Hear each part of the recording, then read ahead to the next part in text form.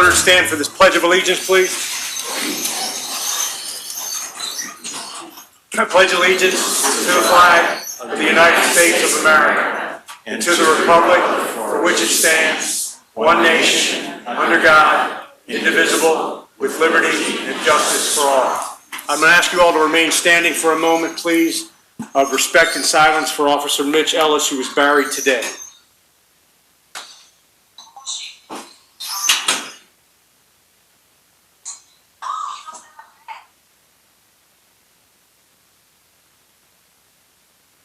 Thank you very much.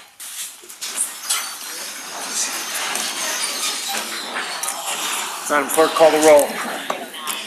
Councilmember Days. Here. Councilmember Dunaway. Councilmember Fitch. Here. Councilmember Gray. Councilmember Clancy. Here. Councilmember Tracus. Present. Councilmember Harder. Here. Mr. Presiding Officer, we have a quorum. Very well, thank you. Is there a motion for approval of the Journal of the meeting of October 8th, 2019? So moved. Second. All those in favor? Aye. Opposed? Motion carries. The October 8th, 2019 Journal is approved. We have no bid openings this evening, so we'll move to communications. Mr. Presiding Officer, we have no tax compromises this evening, so we will move to zoning matters. Under zoning matters, item number 1, 4th District.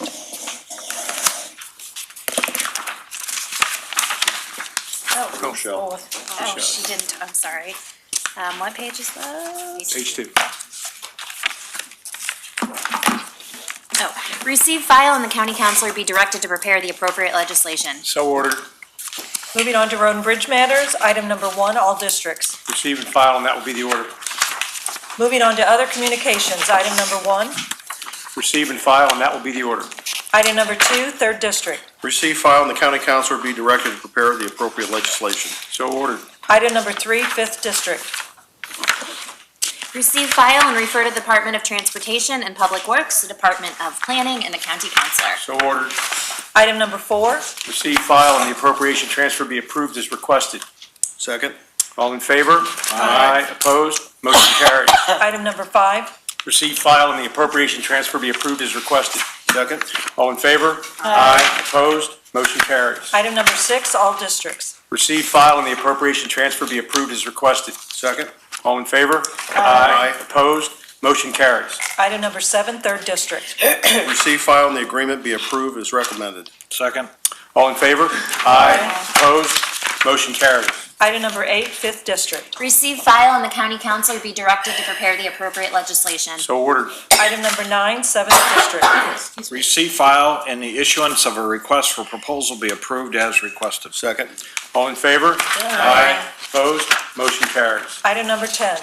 Receive, file, and the county council be directed to prepare the appropriate legislation. Same motion for item number 11, and that will be the order. Item number 12, 2nd District. Receive, file, and the county councilor be directed to prepare the appropriate legislation. So ordered. Item number 13, 3rd, 6th, and 7th Districts. Receive, file, and the county councilor be directed to prepare the appropriate legislation. Item number, I'm sorry. So Excuse ordered. me. Go ahead. Item number 14. Hang on a moment, because I don't have item 14. Here we go. Sorry about that. Receive and file. Same motion for item number 15, and that will be the order. Please read any add-ons. Other under communications, item number 1. Receive and file. Same motion for item number 2, and that will be the order. Item number 3. Receive, file, and the appropriation transfer be approved as requested. Second. All in favor? Aye. Opposed? Motion carries. Report of the county executive. Thank you, Ernie.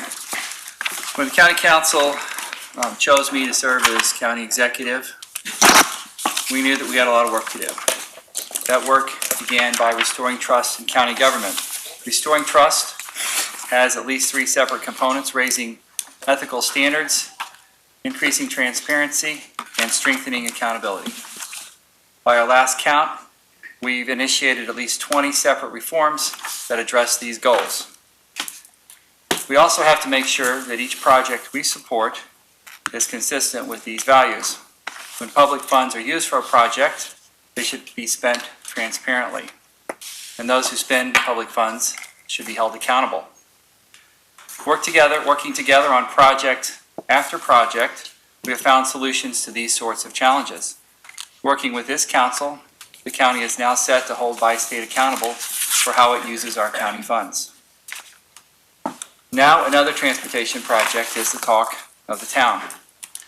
11 months ago, the Loop Trolley made its first official journey after a series of delays. Now, less than a year later, the trolley's operators have asked us for another $700,000 over the next few months, or the trolley could end its journeys. The county was one of the financial partners initially in this ambitious idea, and the county was led to believe that the financial assistance would go toward a sustainable enterprise, but it turns out that it wasn't.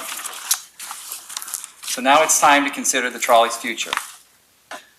We could let it fail. Last week I shared my concerns that the trolley's failure could send a bad message to the federal government.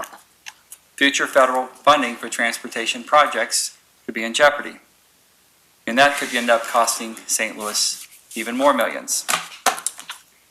Another alternative is to spend more funds along with other stakeholders.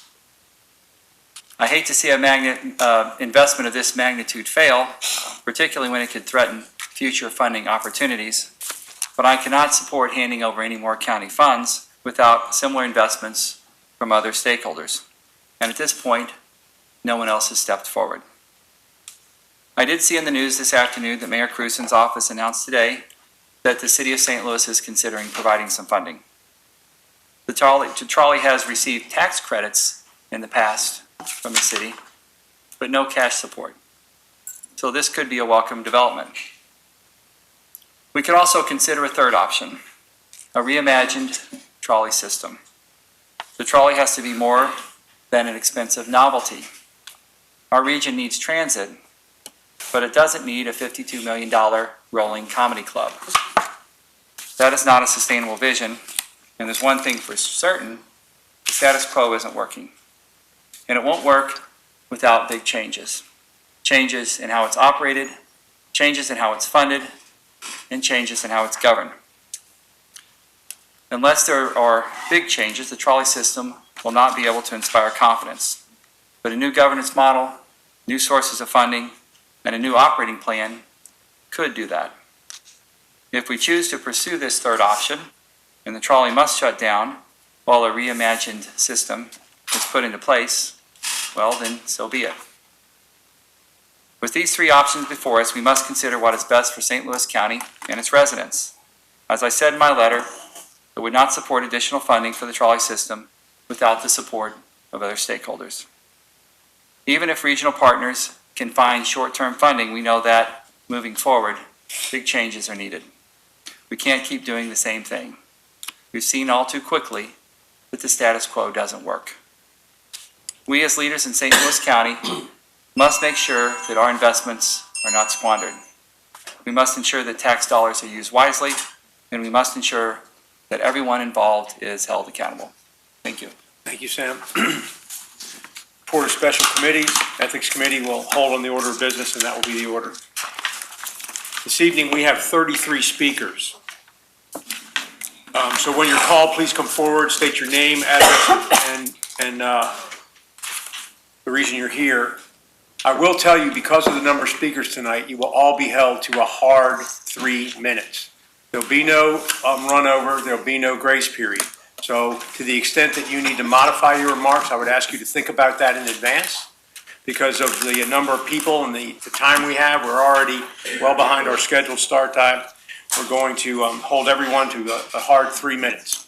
And at that point, I'll gavel you your statement closed and ask you to vacate the podium so that the next speaker can be heard. So with that, Madam Clerk. And due to the number of speakers, we will call the first speaker and then the following speaker so that they can be ready to come up to the podium.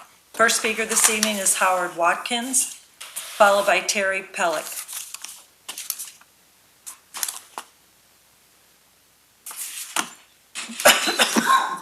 My name is Howard Watkins. I live at 2815 Stonington Place in Frontenac. I'd like to talk today about the St. Louis County Library Management and the current library board. Full disclosure, I am a Frontenac resident and vehemently against a proposed office warehouse the library is planning at Spady and Clayton. What I want to cover is the dishonest way in which I believe the library has conducted itself and my concern for the actions in the future. In November of 2012, St. Louis County residents approved a $108 million tax increase for the St. Louis County Library to improve its facilities. In preparation for this request, the library and its board presented an 87-page facility master plan prepared with the assistance of Aaron Cohen Associates. In this plan, the library had 3 options for the main library facility on Lindbergh. 2 of these options had Operations Center being built on the back of the existing headquarters footprint. The 3rd option had the Operations Center move off-site to a lease facility. And no option was new construction of the Operations Center mentioned. Bear in mind, this is a building which is budgeted to cost in excess of 25% of the tax increase. Interestingly enough, the library started looking for a site to construct this undisclosed building almost immediately. By Christian source repeated comments, the library has been looking for a site to build this building for 5 years prior to putting the 6 acres under contract in 2018. They almost certainly had a plan in mind for this project when asking for the tax increase and failed to present it. The other option is the plan was so inaccurate that 25% of the tax money was unnecessary. Either way, gross dishonesty or poor planning should not be ignored. I maintain the existing board should be replaced and the entire planned project at Spady and Clayton should be placed under extensive review. On a different point, the previously mentioned master plan and all 3 of the options discussed had an operations center of 40,000 square feet, slightly larger than the 37,000 square feet it presently occupies. The new center is calling for 65,000 square feet of operations center, a huge waste of space. In addition, the genealogy center is to take 15,000 square feet for material which could be housed in a space a fraction of the size of this. While we are on the subject, why move the genealogy center away from the main library where it could share facilities, parking, and staff with the normal library? With the library operations center off-site, there would obviously be ample space for this facility. 30 seconds, Mr. Watts. One might think the genealogy inclusion is merely a red herring to keep the project from looking like the library is using tax increased funds to make a real estate investment rather than improving the needed library facilities as funds are intended. My concern is, what's the real purpose of this over-designed facility? The library has already shown that it wasn't honest when dealing with the public, so I wonder, what additional undisclosed uses have they planned for this new facility, which will further negatively affect safety and traffic of the Frontenac community? Thank you, sir. Thank you. Thank you for keeping it to 3 minutes. Next speaker, Terry Pellich, followed by Zaki Baruti.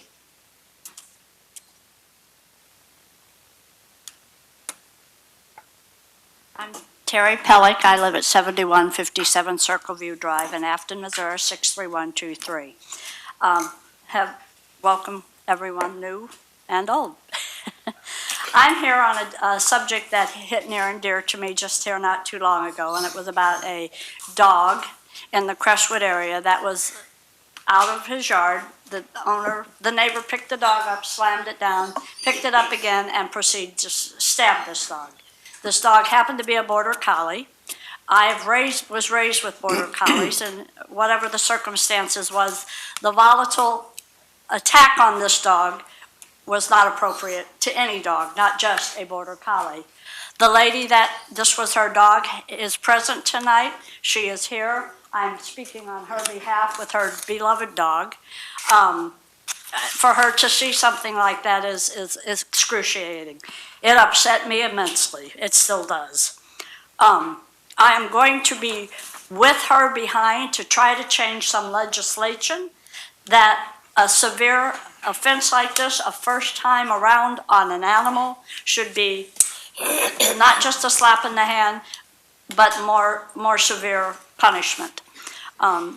Crimes like this or things like this, I also feel, lead to people that are going to do other things. We have enough crime in St. Louis that it's sad. It's sad. With that said, thank you for listening. Thank you, Ms. Pellick. Zaki Baruti, followed by Millicent Williams.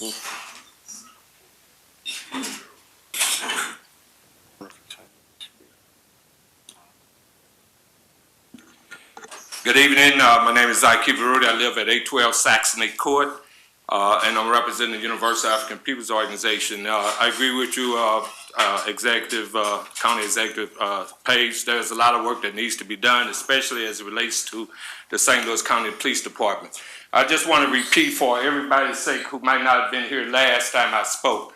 I just want y'all to imagine with me, first of all, the white women in the room, as well as the white men. Just imagine that brother over here, who's a strong black police officer, was to stop your loved one who's 63 years old at 2 a.m. in the morning, and she's on a long road trying to get to a lighted area and reducing her speed to no more than 5 miles an hour.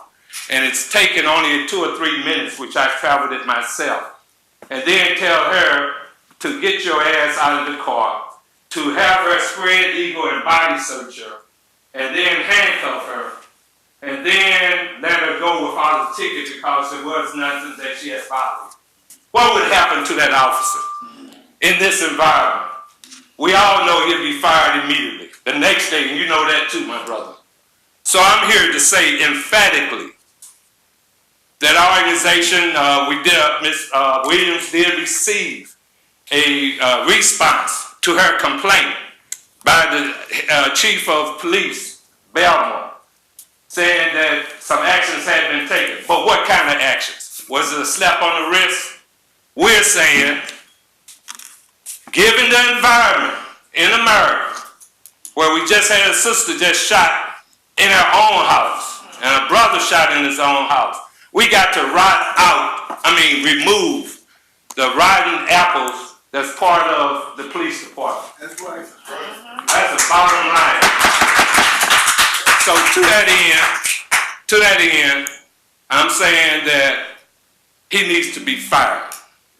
He needs to be fired. What's his name? Newberry. And he needs to be fired or pressured to resign to save our community the kind of rancor that might occur. So I'm saying, again, publicly, I'm encouraging all of the St. Louis County citizens, be it black or white, male or female, to join in the call, and that call is for Newberry to be fired. Thank you. Thank you, Mr. Green. Next speaker, Millicent Williams, followed by Warren Williams.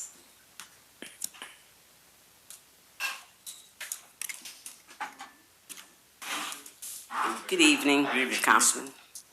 My name is Millicent Williams. I reside at 11704 Russet Meadow. I am that black 63-year-old woman that was stopped at 2 o'clock in the morning traveling west on Page. I made a quick turn on Page and Ball and immediately a left turn on Page and Ball and immediately turned down Lackland. Lackland is a very dark street. As I approached the light to make my turn, a police officer, at that time I did not know it was a police officer. I did not see him coming. All I saw was lights. And I know that you can buy lights for $10 and a siren. As I traveled down Lackland, knowing that it was a very dark street, and if it was a police officer, I really assumed that he would know that I reduced my speed to 5 to 10 miles an hour and put on my flasher lights to indicate to him that I am concurring to the fact that you are behind me. If you are a police officer, I was not trying to get away. I was trying to get to a lighted area. I would have thought as a police officer that he would understand exactly what I was doing. I was adhering to the fact that he was behind me. I went to a lighted area, which was at the end of the street, and it took about three minutes, I gathered, to come down the street. And as I parked my car on 7-Eleven, I was looking through my side view mirror. I see him approaching my car, unfastening his holster. Immediately, I just panicked because, for one thing, I had no idea why he was following me. I had no idea why he was pulling me over at that time. He come to my car and asked me, "Don't you know to stop when the police is behind you?" I say, "Officer, I did not know it was a police." He said, "You don't know a damn police car when you see it." I said, "All I saw was lights." He said, "Turn off your car." I said, "It's off." He said, "Get your ass out the car." Well, because of that demeanor, I comes out the car, put both my hands in the air and say, "My husband was a police officer, retired from the city for over 40 years. And he said to me with his finger in my face, 'You gonna tell me your husband was a police officer and you don't know a damn police car when you see it?'" And immediately he said, turn around, stretch out your arms, spread your legs. And he began to frisk me, rub me all across my breast and down my leg. I immediately just voided on myself because it scared me so bad, I had no idea again as to why I was being stopped. He put handcuffs on me, put my hands behind my back, and brought me to the end of the car and told me to sit my ass on the bumper. Well, at that time, my ass is wet. I knew all I can think of is falling off the back of the bumper and breaking both my arms. He called for backup, I gather. A black officer showed up.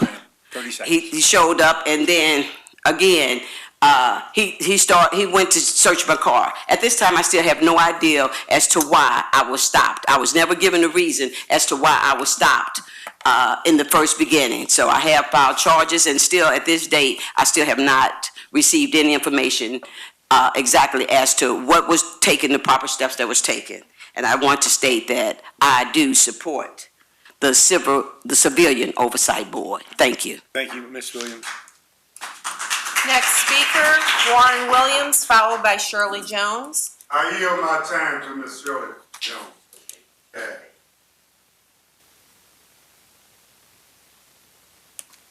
Good evening. As Mr. Warren Williams stated, I'm speaking on his behalf. Mr. Williams is also rather traumatized in reference to what has happened to his wife. Rightfully so. Rightfully so. Being a former law enforcement person, it's been very, very hard for him to grasp, to wrap his mind around what happened to his wife, having protected so many other wives, having protected so many other children. I'm here tonight. I myself worked in law enforcement several years. I am a 25-year volunteer in the Department of Corrections. I am not here to say that I am in opposition in any way of law enforcement. I believe in it, but I also have been subjected to some very horrific treatment at the hand of law enforcement officers. I've had law enforcement officers stand over me with their hands on their guns, threaten to blow my brains out while I was simply trying to dispatch cars from 911 calls that were called in on more than one occasion. I am the first African American to work in communications in the St. Anne Police Department, 911 Police and Fire. I am not new to any of this. And I will yield the floor at this time, and I will say that I too am in support of the Civilian Oversight Board. And for this reason, the police cannot and will not police themselves. Thank you, Ms. Jones. Thank you.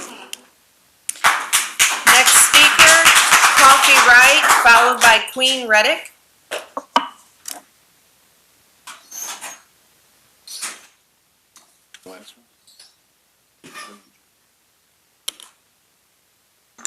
Good evening. My name is Coffee Wright, and I'm a member of UAPL. I am just totally disturbed about what happened to the Miss Williams just left this. I am so upset about it because we are sick and tired of being sick and tired. Now, I enjoy being touched and fondled and all of that at 2 o'clock in the morning. That's a good feeling for me with the right person. But by a police officer, that's not what I expect. They is totally out of line. So many women has came forward and shared with us that they've experienced similar incidents and they were scared and afraid to come forward. I'm not afraid of the police. I'm not afraid of the police.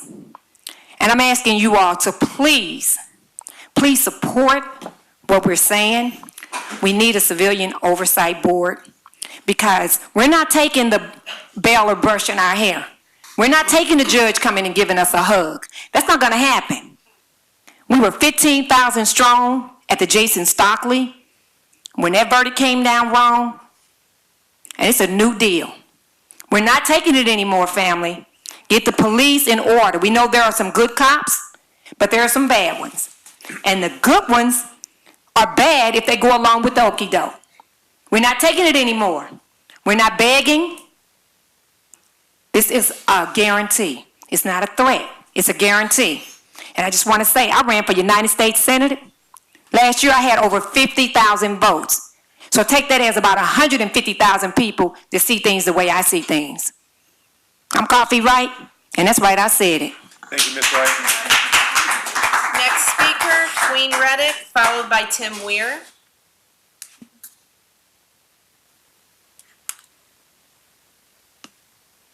Good evening. I'm Queen Zia, and I live at 1317 82nd Boulevard in U City. And Ms. Days, you know, I was one of your supporters. When you ran for that position that you have now, I was one of the ones who signed the check for you to have this position. And you all are still here to serve the community, you know, and as a community, especially as a woman, a black woman in this community, we feel traumatized. You can't walk being black, you can't drive being black, you can't live in your own home being black without being assaulted by the police, killed by the police. And my ex-husband is a police officer. This is not bashing police. We're saying, we're asking for the humane treatment, just like we can't break the law, and we're asking the police shouldn't either. And what Millicent went through at 2 a.m. in the morning is unconscionable, and we're demanding the firing of Alvin Newberry. His DSN number is 4588. We don't know what disciplinary action was taken, but the only righteous action would be the firing of him. That's right. And that's what we're asking for. We're just asking for justice, the same justice that you all would expect from us as citizens. And when you all are needing a case, or you need people to come forward, we're asking you all to step forward and support what wrong is wrong, and support what happened to this woman, and demanding that this officer be fired, and that we have a civilian oversight board so that we can address these issues as citizens, as voters, as moms and dads, brothers and sisters, so that we can get our community in a place where we don't have this happening anymore. And we are demanding that he be fired, and yesterday was too soon. Thank you. Thank you, Ms. Reddick. Next speaker, Tim Weir, followed by Shirley Page.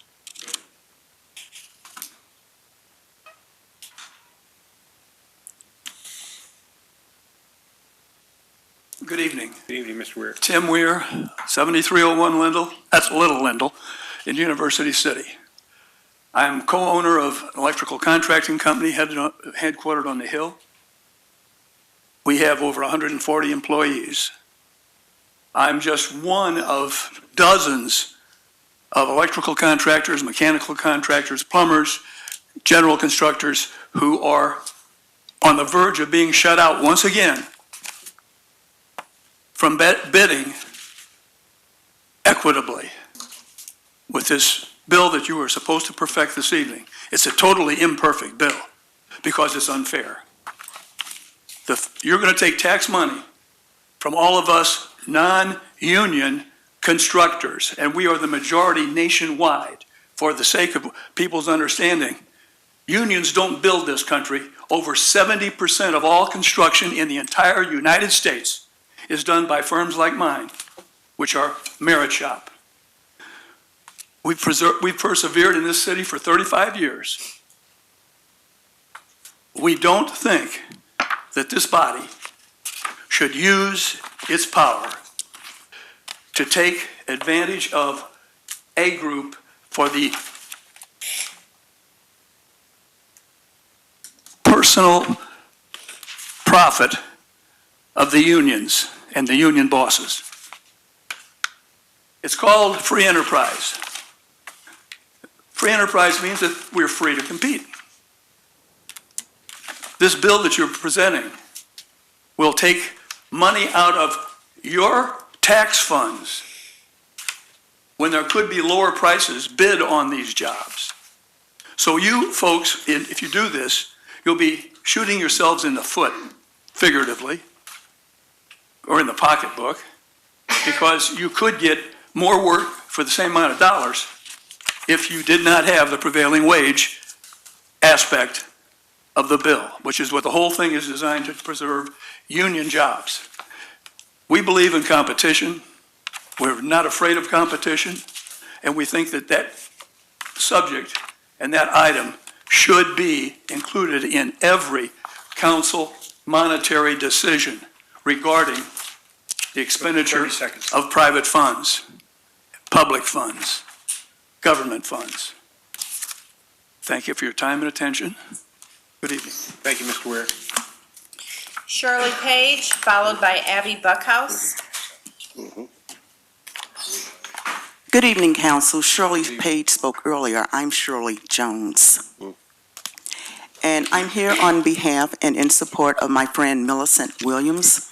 When she shared her horrific story with me, I experienced the same fear that she did. Because you see, I too am a 63-year-old African-American woman that easily could have been me that night. I know her very well. I can attest to her integrity and her character. She says what she means, and she means what she says. I too am in agreement for an oversight civilian board. Thank you. Thank you, Ms. Jones. Abby Buckhouse, followed by Azora Liggins.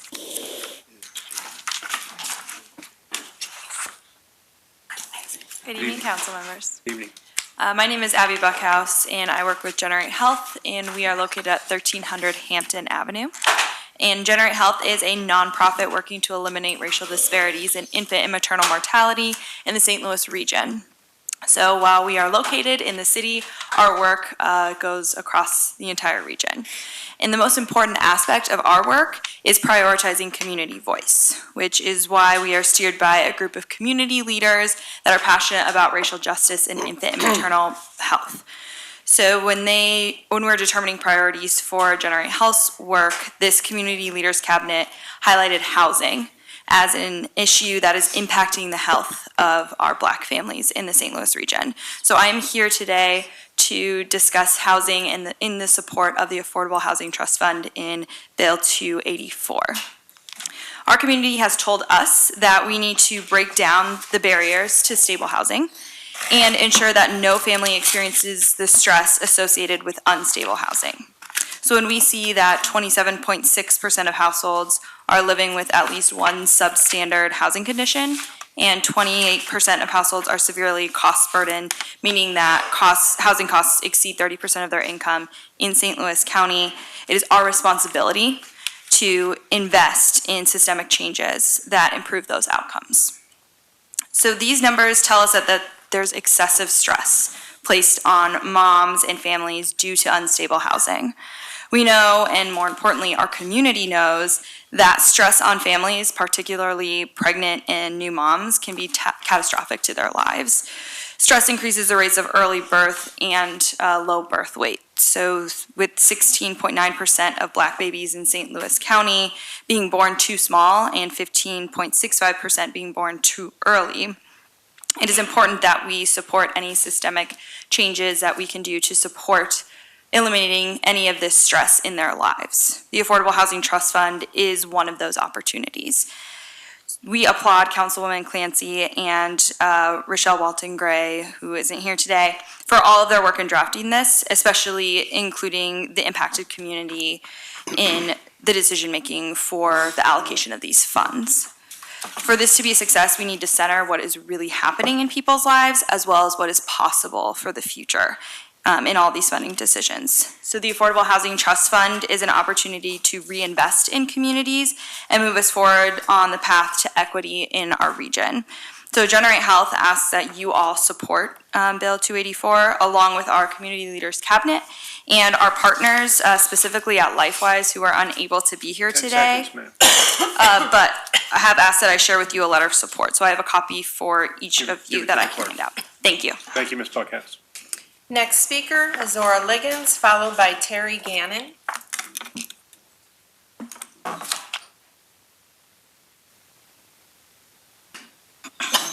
Good evening. Azora Liggins, 5320 Bermuda. I support the Civilian Oversight Board also. Good evening, County Executive Page and the entire council. I am standing before you again, asking why no one has contacted me. Executive Page Office received an order issued by the Industrial Relations Commission dated March 27, 2015. Executive Page Assistant emailed me the order. The order is questionable. I have made sunshine requests on when, how, and whom provided this order to the Executive's office. I thought at the time it was a simple and reasonable request. Executive Page has refused to be transparent, which leads me to ask the question, why? Executive Page, you promised transparency. I am now at 65, and I am experiencing my greatest fear has come true. I am continuing to lose benefits without due process, equal protection, or any other recourse. Mark M. Harris has continued to demonstrate under the Boeing name he can do just what he wants to do to me. When someone witnesses abuse and takes no action, they are no better than the abusers. I ask this governing body, who are you helping? It appears to me just the people you favor. I am requesting that Executive Page provide the information requested regarding the Commission's order and/or a reason why that information cannot be provided. Thank you. Thank you, Ms. Liggins. Next speaker, Terry Gannon, followed by Susan Alverson.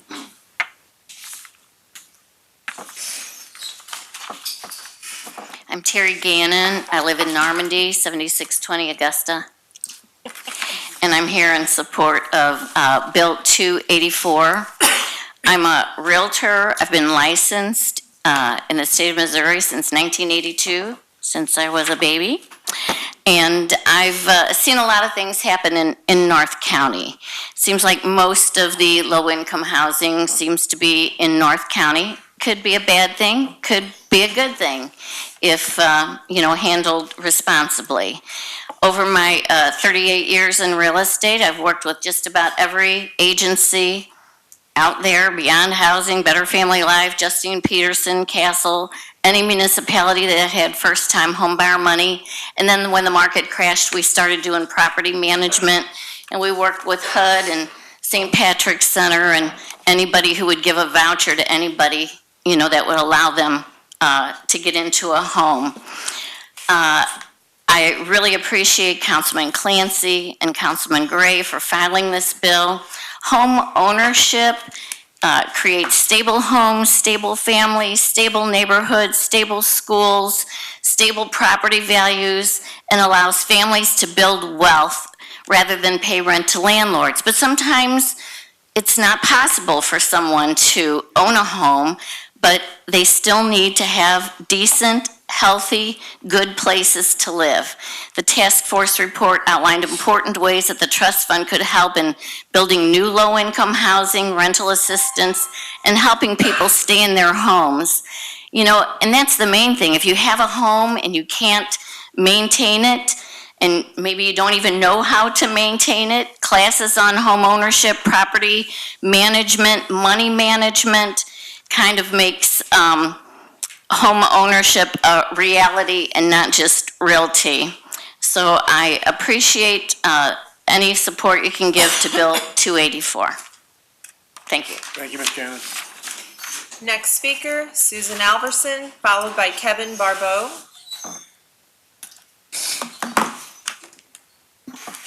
Good evening, everybody. My name is Susan Alverson. I am an attorney with Legal Services of Eastern Missouri. I am here in support also of Bill number 284, the Affordable Housing Trust Fund. I have been an attorney for over 30 years. I have been in every courtroom in St. Louis City, St. Louis County, Jefferson County, St. Charles County. I have witnessed personally the need for affordable, habitable housing. It is extremely frustrating to see the great need and not to be able to provide that need. I have represented tenants in thousands of different eviction proceedings with the goal of preventing that eviction, or if it's inevitable due to lack of funds, really just an economic problem, to at least soften the blow. It has seemed to me over the 30 years that I've been doing this that things have not been getting better. I am, however, grateful that finally we seem to be recognizing the need for housing and affordable, habitable housing. I was very happy that there was a task force last year and that there is a recommendation from that task force to create the Affordable Housing Task Fund. It is an absolute necessity. We need to preserve housing and produce habitable housing. I am grateful to have been working with some wonderful colleagues in Wellston to have hoped to preserve the public housing in Wellston. We just cannot afford to lose any more housing in St. Louis County, especially for the very poor. Over 30% of St. Louis County folks are cost burdened. And as we heard Amy also define, that meant that these are folks that are spending over 30% of their gross income for housing. So this is a great need, and I am glad that this bill has been proposed, and I am also, for myself, I'm a resident of City of University City. For myself, for the organization, for our clients, asking that this be supported. Thank you. Thank you, Ms. Anderson. Next speaker, Kevin Barbeau, followed by Amir Brandy.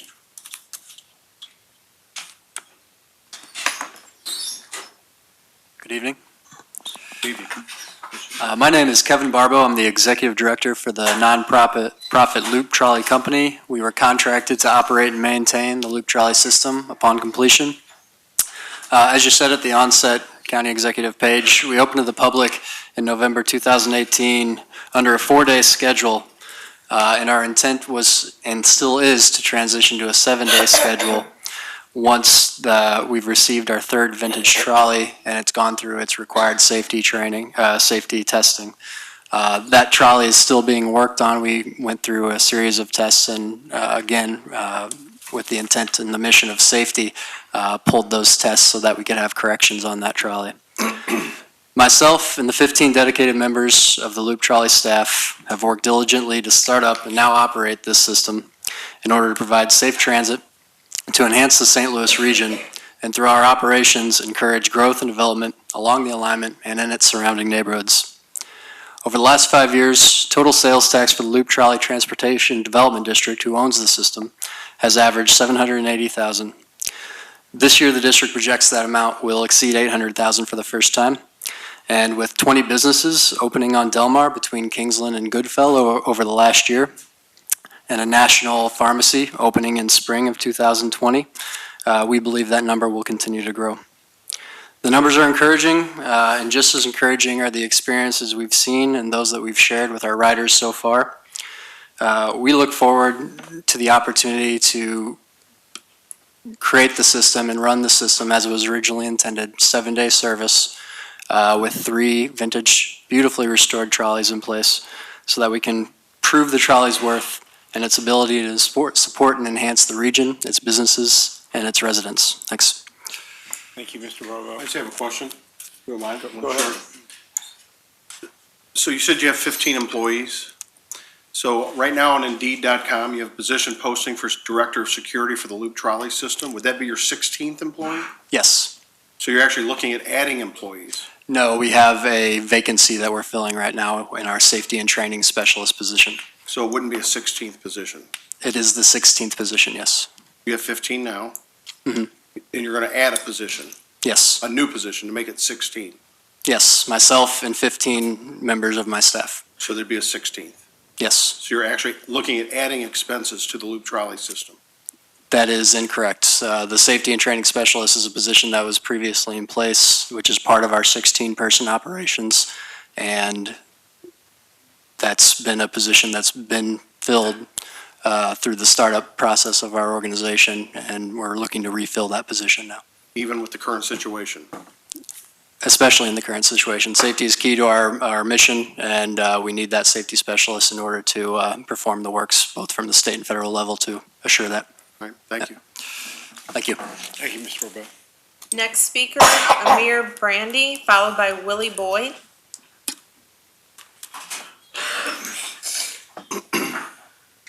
Good evening. My name is Amir Brandy. Good evening. The integrity of law enforcement is at question, has been for some time. You as the council have the responsibility of making sure that law enforcement do what they're supposed to do. If they haven't been doing what they're supposed to do, then we ask that you make sure that there are policies in place that will straighten out what has been wrong for so long. On August 31st, Terry Tillman was killed at the Galleria Mall.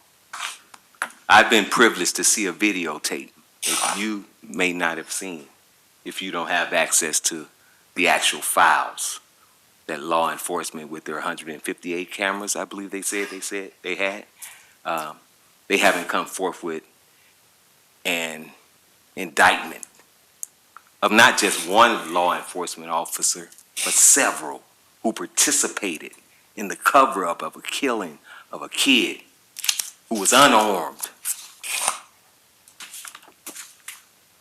We don't know what's taken so long with this investigation with 158 cameras. This was August 31st. Just a couple days ago, we watched video footage of a young lady being killed down in Texas, and that video footage was made available immediately. I'm not sure what's taking so long to watch these videotapes, but as it pertains to anybody else, not only are these tapes made available, but they are made available immediately. This kid was unarmed, and we're not going to share that video footage, but we will show you pictures from that footage that will depict different supervisors involved in a cover-up of a killing of a kid. Quite disturbing when we see it. When we know at some point we may have to call law enforcement ourselves and hope not to be killed by the very people that we called to protect us. Mr. Bernoli, 30 seconds. Thank you. Thank you. We ask that you look deeply into the Civilian Review Board with power, subpoena power, not just one made to appeal to the public, the unknowing public. We ask that you look into the firing of that officer who abused the lady at 63 years old. Thank you. My name is Amir Brandy. Next speaker, Willie Boyd, followed by Molly Metzger. Yes, my name is Willie Boyd, and I'm here to support Millicent Williams and the Civilian Oversight Board for the Police Department. It should be unacceptable for any police officer to stop any woman for no reason at all at 2 o'clock in the morning and then frisk her and then abuse her, regardless of color. That could be anybody's mother, anybody's grandmother, anybody's sister. Everybody should be appalled. The whole community should be appalled. And him being a police officer and with the duty to protect and serve the community, that's what he should be doing, not oppressing the citizens of the community. We need an oversight board that has teeth that's gonna go after bad cops. We don't need bad cops. We don't need abusers in our community. And he should be fired.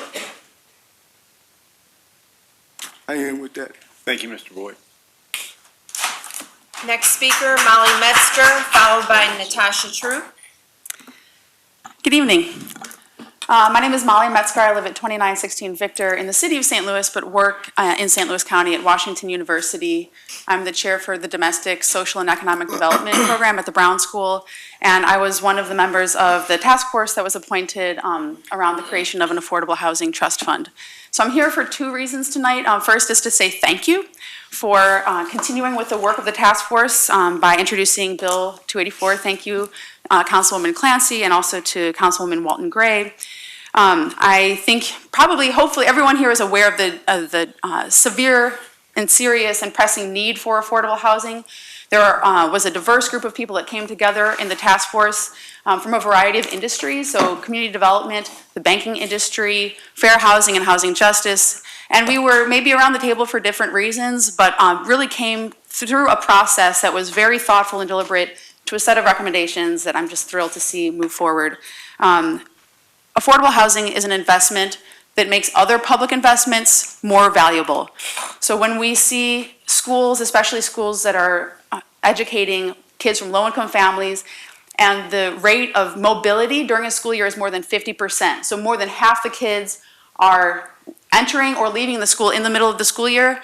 That's unacceptable, and it's also not a good use of our public resources in education when those kids aren't actually able to develop the relationships they need with their teachers because they're bouncing around because they don't have decent affordable housing. So this is a solution I think that would touch a lot of different issues that we care about. So thank you for the work that you have done and hopefully will continue to do in creating the fund. The second issue I wanted to speak to briefly is also the issue that's been raised by many people tonight, the need for a civilian oversight board. This is not a radical suggestion. I think this is a very necessary and not sufficient step in terms of creating a more accountable police force and one that is working to build trust with the community. We were able to accomplish this in the city of St. Louis. Many places throughout the country, cities and counties have civilian oversight boards. So I really don't see this as a radical step, but I stand in solidarity with those supporting Mrs. Williams and calling for a civilian oversight board. Thank you. Thank you, Ms. Metzger. Natasha Troop, followed by Tashonda Troop.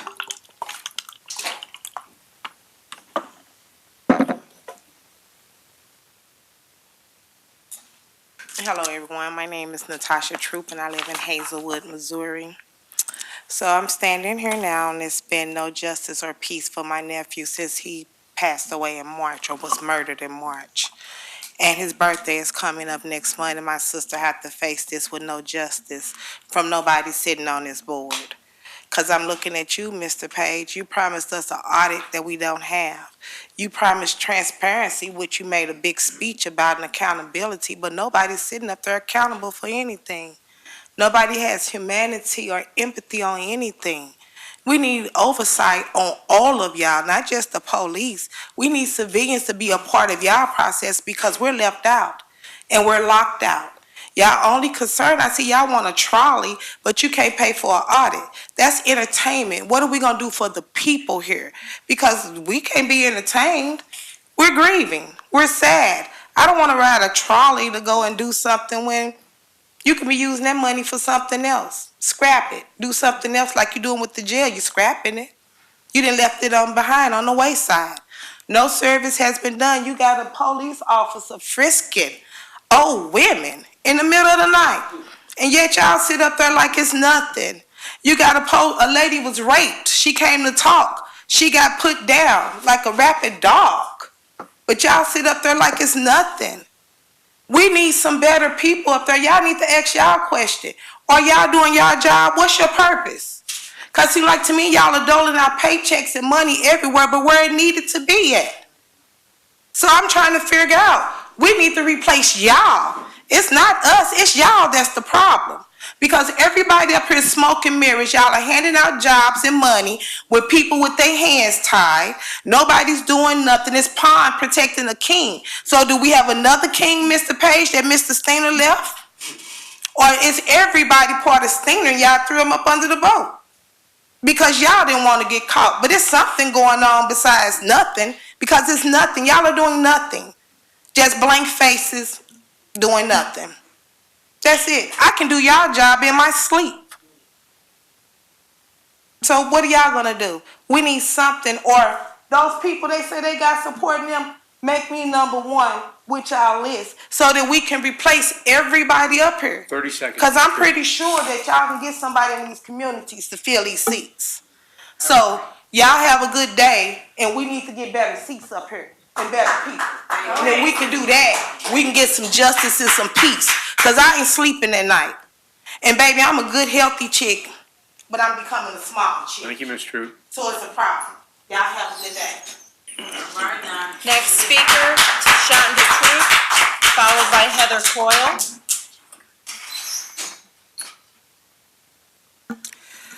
Good evening, council. My name is Tashonda Troop, and I reside in Pine Line. As you all know, my son Lamar Catchings died under your watch in the Justice Center.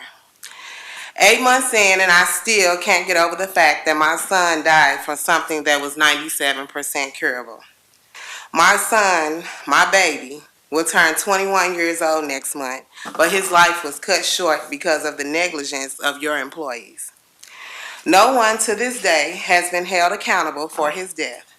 This county has shown no accountability and transparency.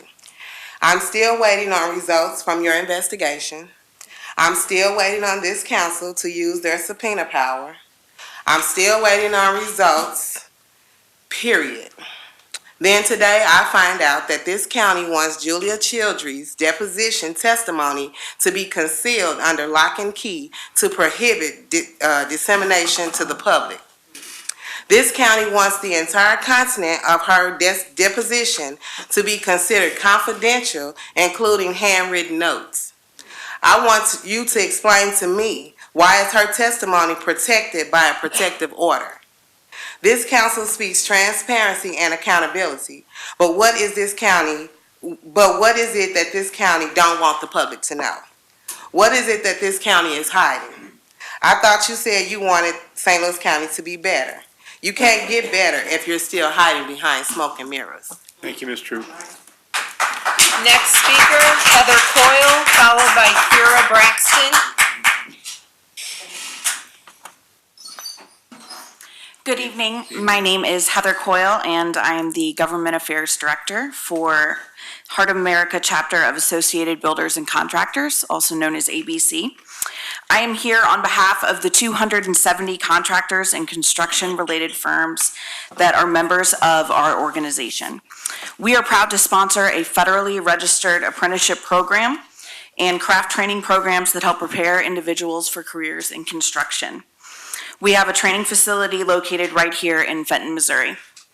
I'm here to testify in opposition to Bill 281. We have an expansion. We believe an expansion of prevailing wage in the county will increase burdens on both contractors and the price of projects, potentially hindering the development that the incentives are meant to spur. Taxpayers are the owners of publicly funded construction projects and deserve the best possible product at the best possible price. However, laws like the one being considered this evening have been shown to increase costs, stifle growth, and lead to government waste. There is no evidence supporting erroneous claims that prevailing wage laws improve a project's cost, schedule, or result in better worker safety and training. State and local studies show government-determined prevailing wages drive up local construction costs. Following the full repeal of West Virginia's prevailing wage law in 2016, a 2018 study conducted by the University of Kentucky Center for Business and Economic Research found that total costs for public school construction declined by more than 7% and found no evidence that repealing this mandate had any impact on safety or quality of construction. In Illinois, a 2014 study commissioned by the nonpartisan Anderson Economic Group found that from 2002 through 2011, the state of Illinois and local governments could have saved an estimated $1.6 billion on school construction costs by eliminating prevailing wage requirements. Few small to mid-size contractors have the back office capacity to comply with archaic reporting and oversight requirements of prevailing wages. The tedious process of appropriately classifying each worker for every single stage of the project dissuades merit shop contractors who comprise the vast majority of the Missouri construction workforce 30 from seconds, bidding Mr. on Webb. public projects. 30 seconds. Additionally, according to Harry Alford, the president and CEO of the National Black Chamber of Commerce, approximately 98% of construction companies owned by Africans Americans and Hispanics are merit shop. This law, and those like it, would disproportionately hurt merit shop contractors and minorities, drive up prices for taxpayers, and stifle regional job creation. For these reasons, I must urge you Time is up. to vote in opposition of Bill 281. Thank you. Thank you. Next speaker, Kara Braxton, followed by Leanne Fritsch. Good evening. Evening, Ms. My Braxton. name is Kara Braxton. I am a 13-year employee of St. Louis County, and I just stopped by tonight to bring to the forefront for the 4,000-plus St. Louis County employees what has been talked about. We're talking about trolleys, bi-state, metro. We're talking about giving money to everybody but the employees. Back in 2007, it used to be just standard that there was a 5% raise in merit increase in the process of budget for employees. That was taken out December of 2008. We were told there was a wage freeze in December of 2008, and it's still frozen. The merit increases we talked about last year, you guys said that it was a big issue, it was a big problem, it needs to be looked at, it needs to be talked about, it needs to be fixed. Stenger rolled on Dooley wasn't giving merit increases and there was plenty of money. If I'm elected, I'm going to give merit increases. He gave a couple of 3% merit increases, not merit increases, across the board increases. Merit increases were never reinstated, and then he robbed the county blind. Unfortunately, some of the residual play to pay employees that he hired and gave and made up fake jobs at ridiculous salaries ranging from $85,000 a year to $90,000, $1.60 are still here collecting pay and will soon earn a pension that will pay them at least out $8,400 per year for only 5 years of service. All the while, for us, it's like smelling rot in the nostrils of real working employees of St. Louis County that have real jobs that we're dedicated to, that we'll have to do 20 to 30 years before we can even receive a retirement at Rule of 80. And those two employees that I'm speaking about is Pat Dolan and Sean Rohde. I went to a meeting recently that included the new retirement software that's supposed to be great for the benefits office. They need some help. They've been short-staffed for about 3 years now. 30 seconds, Ms. Braxton. And it hurt me seeing what that said, is that an employee that makes $61,000 a year and retires at 30 years of service will only earn $2,722 per month at their Rule of 80.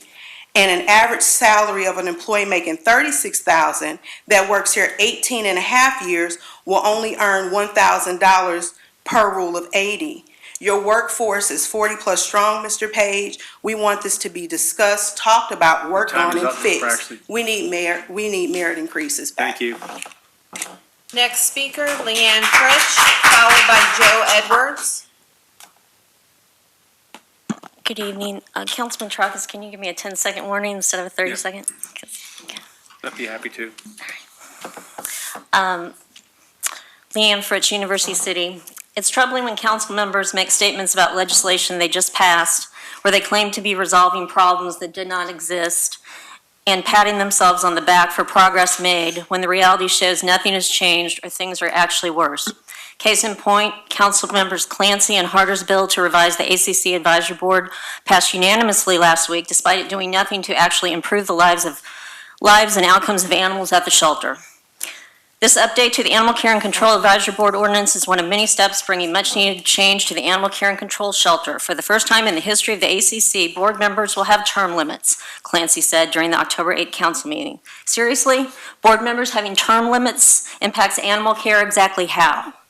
Does it help the dogs get out of their kennels to go outside for a potty break or get walked? Does it help cats and dogs get enrichment? No to both. I have no objection to term limits, but this isn't bringing much-needed change to animal care. In an interview on October 10th, Harder added, "Lisa and I have been working on this for a long time. I think this is a good piece of legislation to streamline the board. In the past, there was stagnation and poor decision-making, mostly because of the size of the board. Hopefully, we can get some better policies in place with a more streamlined board." Quite frankly, this just isn't true. There wasn't poor decision-making because of the size of the board. There was poor decision-making because management never listened to the enormous amount of recommendations that the board proposed over the years, or the fact that the board never heard anything back from the shelter management after recommendations were made. Nothing. This new board ordinance is seriously lacking. The board will have no oversight, and there is no accountability for the animal shelter personnel, including management. The council is ensuring the little transparency the board was able to bring to ACC is now gone by stripping the little authority the board had to address issues affecting the animals inside the shelter. Without the board, the audit wouldn't have happened. And under the revised legislation, such an audit would not be the purview of the board. Over 2.5 years ago, several members of the board considered resigning en masse when Mock was hired. They were concerned regarding the status of the board and its ability to be effective. Some of their concerns.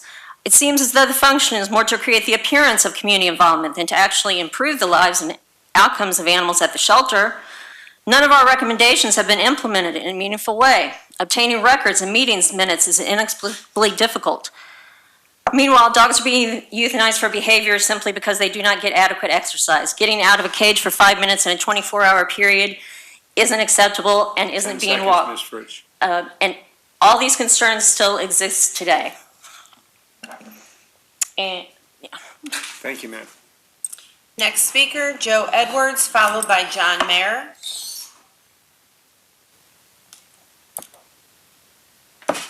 Good evening, Joe Edwards, 6504 Delmar in St. Louis County, and I appreciate your thoughtful comments, Dr. Page, earlier tonight.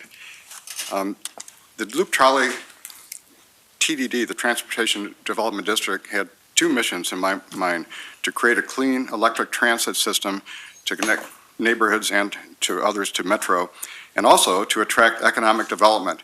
The second one, economic development, is exceeding my expectations. Over $200 million of development along Delmar and more to come on DeBolivar and Delmar are in the works right now. So $50 million project, $200 million already in real development. The part about the clean electric transit operations is trickier. It really does take 3 cars to have predictable, dependable routes and times, and as they rotate and get maintenance and serviced. It has not allowed us, by only having 2 cars, to do the cross-promotional efforts with the Missouri History Museum, with school groups, visitors in the region and beyond in an effective way without having those predictable times, which will come when the 3rd car is certified. And it's not just about Forest Park or the Delmar Loop, it's about the region. Transit funds have only been from transit funds. The funding for the project has only come from transit funds, not from general funds. It was very important to me years ago to make sure we didn't ask for any general funding from University City, St. Louis City, or the St. Louis County, and that's been the case all these years. These funds had to be spent on transit. They would go to some other transit project in a different state, as far as the federal funds or other places here. What we're asking for from the community in general, especially the St. Louis County Council, is a little over 1.5% of the total project, just to make sure it goes forward. St. Louisans don't give up on sports teams. They keep rooting for them, and the teams keep working for their fans. It's like this project is kind of on this 2-yard line, about to go in the end zone, but should we just walk away and not make sure we give it that chance? Maybe that'll work. That touchdown might happen. The extra effort is definitely worth it. It's a chance worth taking, and it's not just 30 seconds, Mr. Edwards. Okay, in New Orleans, St. Charles Avenue line to the Garden District has operated for 100 years, and this is key. The neighborhoods on each side of the line have remained stable for over a century, unlike many other areas. As a result, New Orleans has added 2 additional fixed-track streetcar lines. They know firsthand why it makes sense to invest in such an important infrastructure. Delmar Loop was designated one of the 10 great streets in America by the American Planning Association and is a shining example of urban economic recovery that we cannot let slip. Sorry, Mr. Edwards, your time is up. Thank you very much. Thank you. Back to the future. Next speaker, John Mayer, followed by Marcus Adams.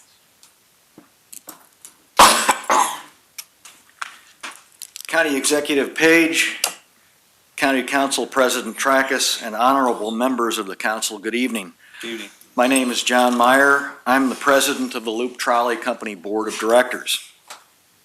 We have requested $200,000 this fall and $500,000 next year from St. Louis County and the City of St. Louis because a $52 million asset has not yet had a chance to prove its worth. County Executive Page, we welcome all good ideas to make this project a success.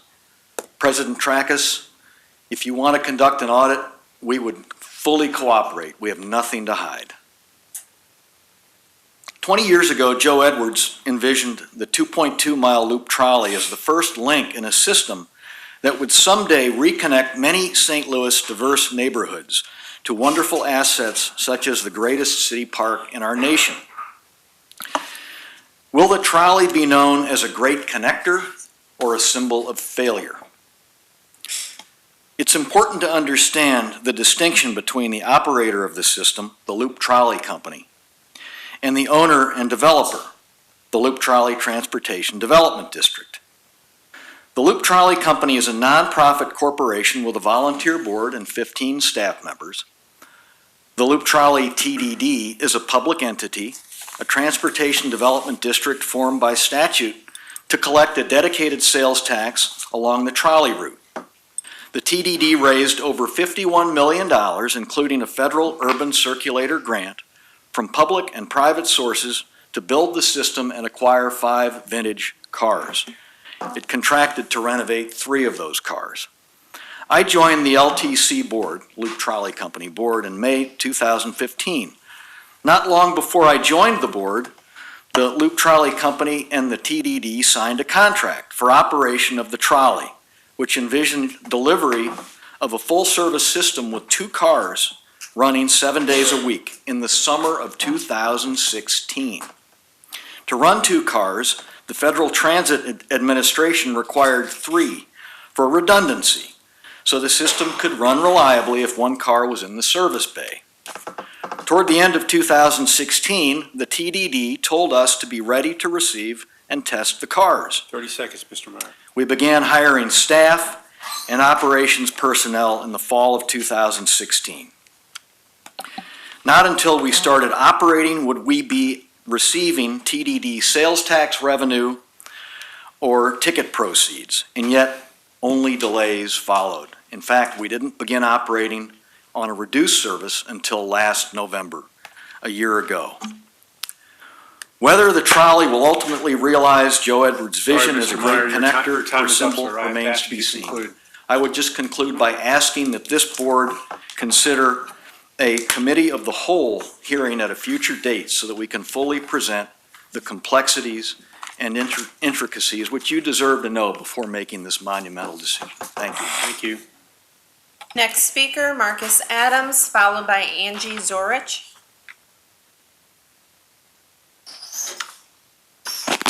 Good evening, Council. Good evening. My name is Marcus Adams, and I stand here on behalf of the Community Builders Network, where I serve on the Committee for Government Relations. I also stand before you as a resident of St. Louis County, University City for 23 years, and most recently a resident of St. Anne. I want to commend Councilwomen Clancy and Gray for putting together the legislation for the Affordable Housing Trust Fund, for it's needed. We need to address the issue of needed affordable housing in St. Louis County. The scourge of Stinger has been exposed. You have a chance to forge a new direction for this county to address the serious issue of housing. You wouldn't want your grandparents to be displaced, your sisters and brothers to be displaced. Everybody deserves to have a healthy environment where they should be living. We cannot continue to be complicit with wickedness. That's been dealt with. Now let's take a new time to look at the issue and do something about it. The councilwomen have put together this bill. It's time to plan and execute. We cannot continue to misuse county funds. We do not need to spend an additional $700,000 on a trolley that does nothing. It was a failure from the beginning and it's going to yet fail. We need to stabilize housing. We are spending unnecessary money for people to live in hotels. I'm speaking of the residents in Wellston. We're spending unnecessary money when we could take that $700,000 and see the Affordable Housing Trust Fund. That's what makes sense to move forward and do something fresh and new. Do not continue to follow behind the wickedness of Stinger and all his cohorts. Put the money to good use and forge a new trail for housing and put these people in stable housing. Thank you. Thank you, Mr. Adams. Next speaker, Angie Zorich, followed by Reverend Darrell Gray.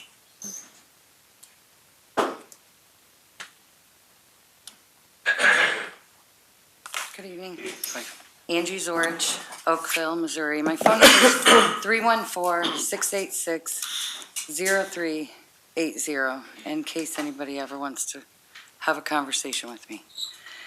I spent today, back up, $700,000 for housing, or I just heard somebody say that. And I spent today, this afternoon, with Susan in Chesterfield, where our problem properties officer, Robert Rink, same officer who obtained a search warrant for my house because my gas was turned off. I believe that there was an attorney in contact with you earlier, or maybe at the end of last week, to ask for your help in that matter. Yes. I called your office today, and I know it was a little bit later in the day, but I went to Susan's house. Susan's got a few too many boxes in her house, but it's pretty clean. It doesn't smell bad. Her yard doesn't look bad. I think what prompted it was some overgrown tomato plants.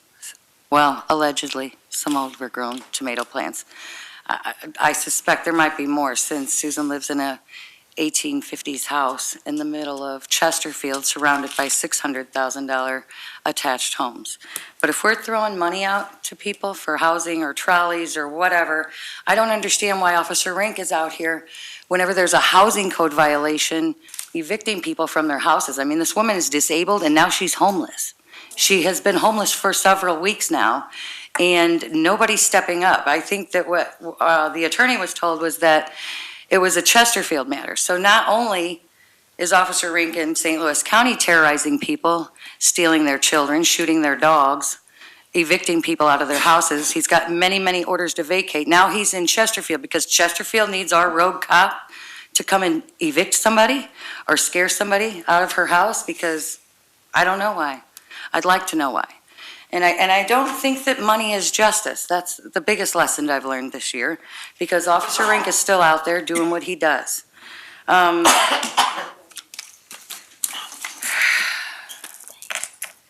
You know, there's just too much going on. Secret depositions, all of this stuff. During the discovery phase, St. Louis County Attorney's Office would not allow me to speak about anything in discovery.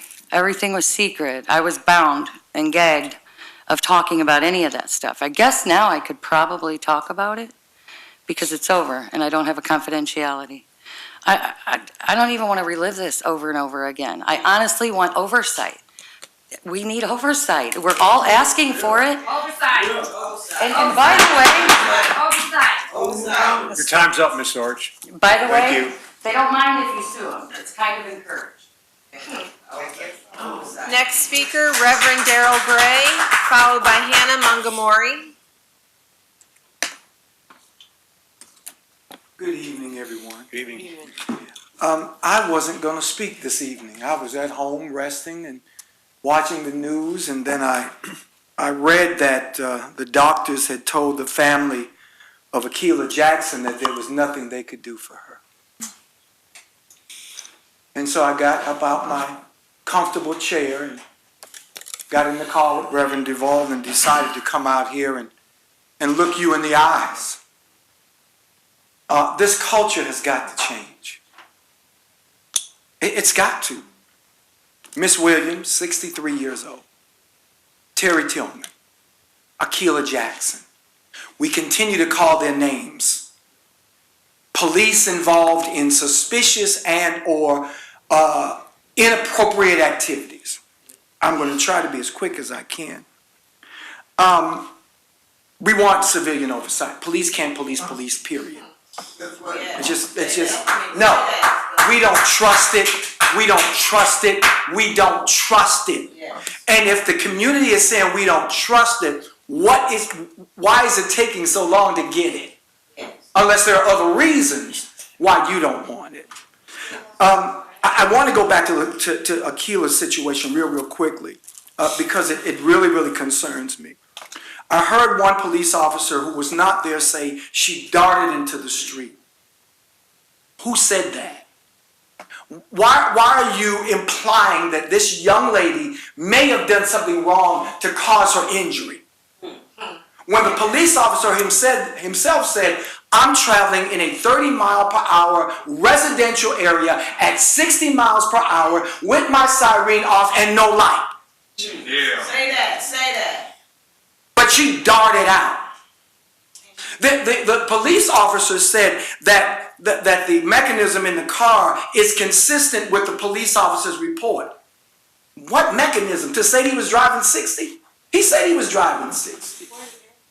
Our concern is this. You're in a residential area. You're following a suspicious car, according to the police. He drove off. My understanding as a driver of a lot of years is that the siren and the light is used to warn us. 30 seconds. To let us know to move out of the way. To let us know that you're coming at a speed that exceeds whatever speed it is. Yes. And Akila, if she had heard the siren, if she had seen the lights, may not have darted out, as the police said. This stuff has got to change. This culture has got to change. And time is running out. It's enough. Thank you, Reverend Gray. Next speaker, Hannah Montgomery, followed by Chris Krameyer.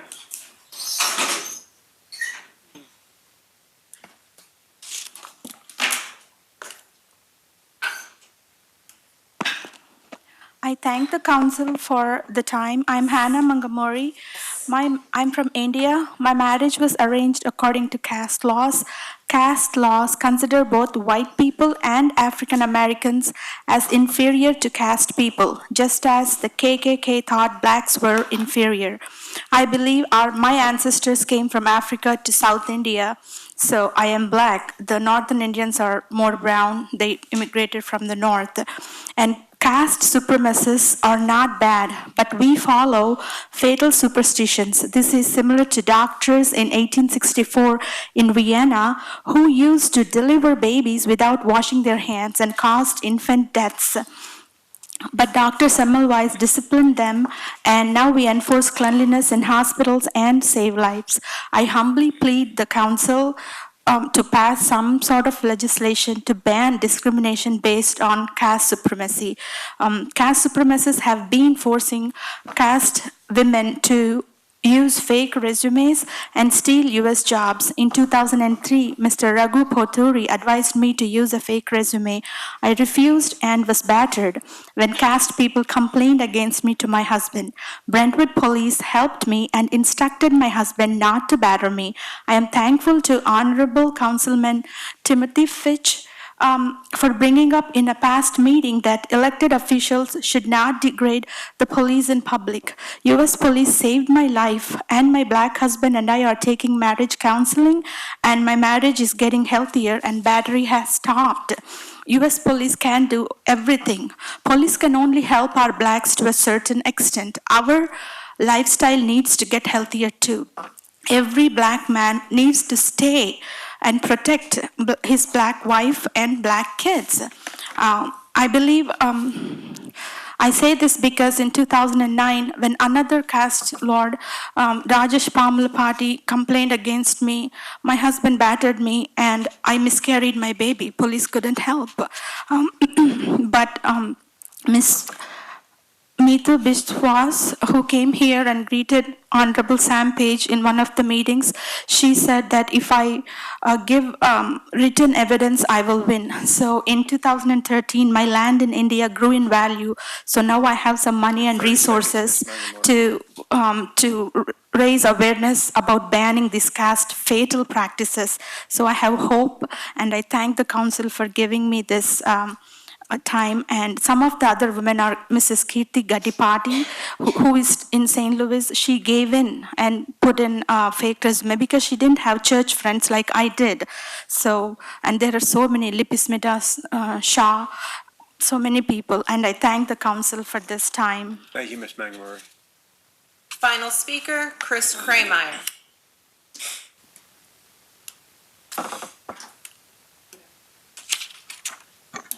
Good evening, Council. Thank you for the opportunity to speak today. My name is Chris Kramer, a resident of Richmond Heights, President and CEO of Beyond Housing, and co-chair of the Affordable Housing Trust Fund Task Force for St. Louis County. On behalf of all of our members, I want to thank Councilman Clancy and Councilman Walton Gray for putting forward the creation of an Affordable Housing Trust Fund in St. Louis County.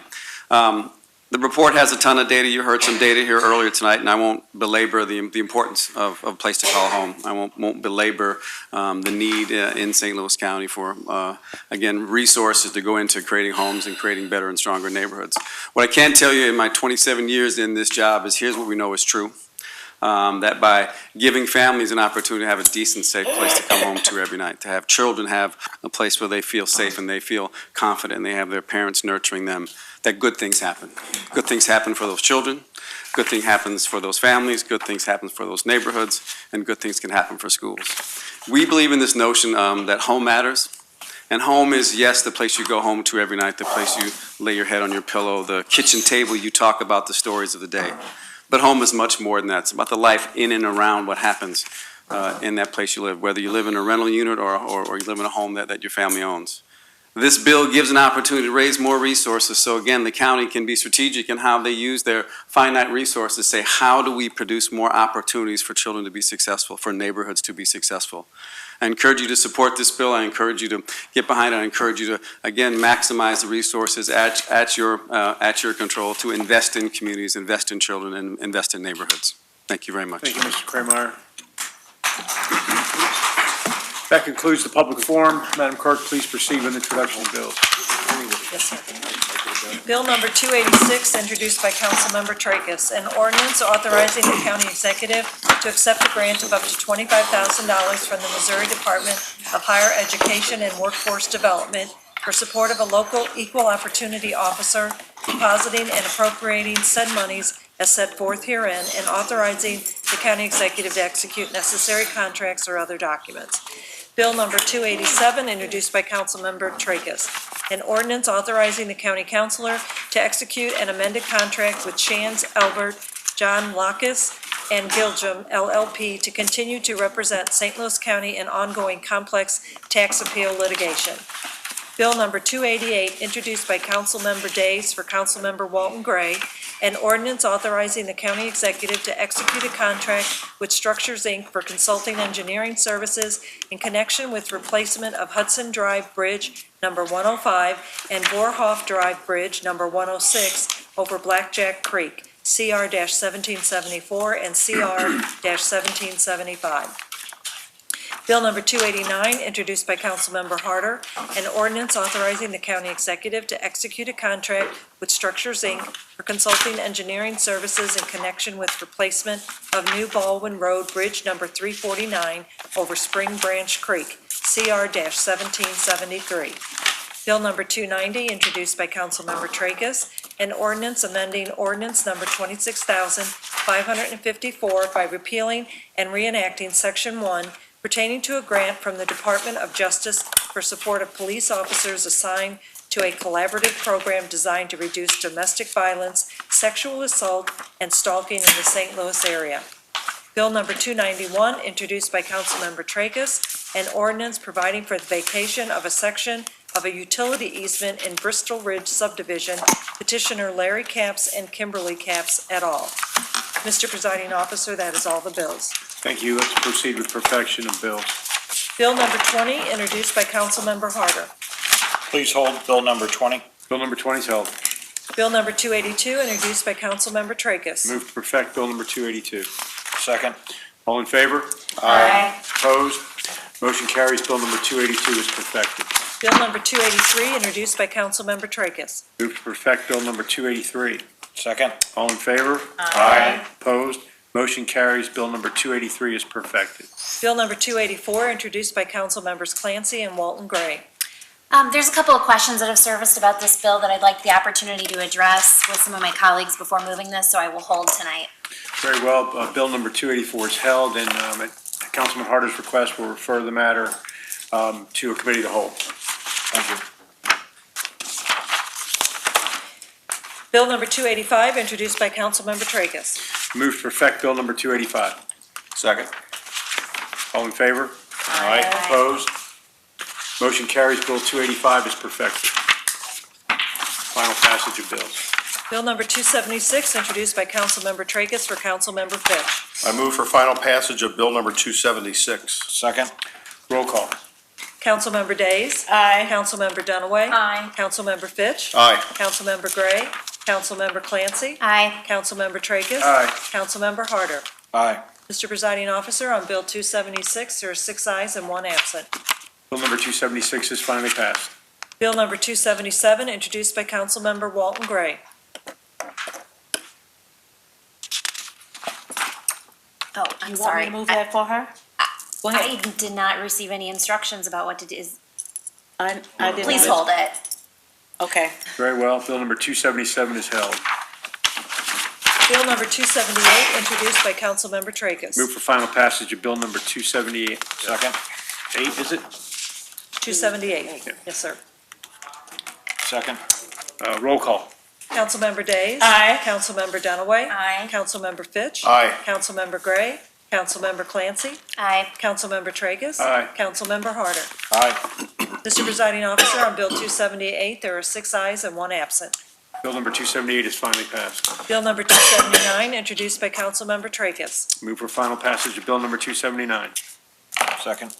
Roll call. Councilmember Days. Aye. Councilmember Dunaway. Aye. Councilmember Fitch. Aye. Councilmember Gray. Councilmember Clancy. Aye. Councilmember Tracus. Aye. Councilmember Harder. Aye. Mr. Presiding Officer, on Bill 279, there are 6 ayes and 1 absent. Bill number 279 is finally passed. Bill number 280, introduced by Councilmember Walton Gray. Please hold. Very well. Bill number 280 is held. Substitute Bill number 1 for Bill number 281, introduced by Councilmembers Days, Dunaway, Fitch, Walton Gray, Clancy, and Tracus. I move for final passage of substitute bill number 1 for bill number 281. Second. Roll call. Councilmember Days. Aye. Councilmember Dunaway. Aye. Councilmember Fitch. Aye. Councilmember Gray. Councilmember Clancy. Aye. Councilmember Tracus. Aye. Councilmember Harder. No. Mr. Presiding Officer, on substitute Bill number 1 for Bill number 281, there are 5 ayes, 1 no, and 1 absent. Thank you both. Substitute Bill 1 for Bill number 281 is finally passed. Moving on to resolutions, Mr. Presiding Officer, we have 1 resolution this evening, introduced by Councilmember Tracus. Move for adoption of resolution number 1. Second. Call the roll, please. Councilmember Days. Aye. Councilmember Dunaway. Aye. Councilmember Fitch. Aye. Councilmember Gray. Councilmember Clancy. Aye. Councilmember Tracus. Aye. Councilmember Harder. Aye. Mr. Presiding Officer, on Resolution 1, there are 6 ayes and 1 absent. Very well. Motion carries. Resolution number 1 is adopted. Moving on to unfinished business, item number 1, 3rd District. Please hold on the order of business. So ordered. Item number 2, 4th District. Please hold on the order of business. So ordered. Item number 3. Given the length of today's hearing and the amount of information that the council heard, we're going to hold this on the order of business and deal with it next week. So Yes, sir. that will be the order. Item number 4. Hold on the order of business and that will be the order. And item number 5. Hold on the order of business and that will be the order. We have 3 prepared orders this evening.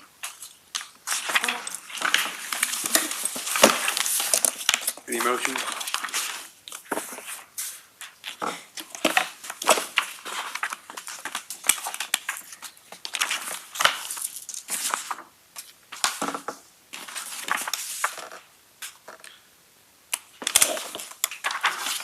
I will move for adoption of order number 1. Second. All in favor? Aye. Opposed? Motion carries. Order number 1 is adopted. I make a motion for the adoption of order number 2. Second. All in favor? Aye. Opposed? Motion carries. Order number 2 is adopted. Make a motion for, we adopt order number 3. Second. All in favor? Aye. Opposed? Motion carries. Motion number 3 is adopted.